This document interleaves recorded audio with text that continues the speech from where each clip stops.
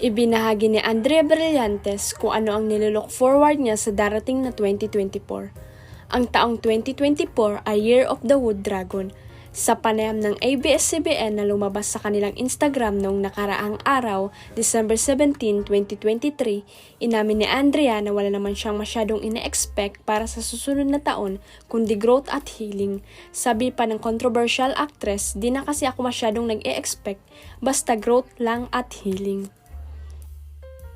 Ang Christmas wish naman daw niya ay sana matuto na siyang mag-drive.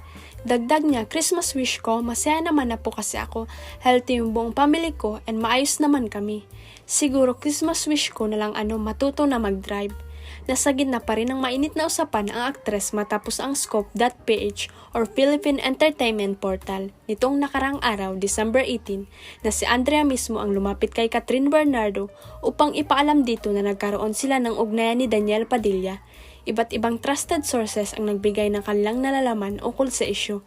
Nitong nakaraang December 7, 2023, tumangging magkomento ang young actress sa isyu. Abala raw siya sa proyektong senior high kaya tuloy lamang ang buhay para sa kanya. Saad ni Andrea, di pa pwede mag-stop. Ang dami pa akong kailangan gawin in life. Madami pa akong kailangan bayaran. So may look forward ka ng 2024, ano yun?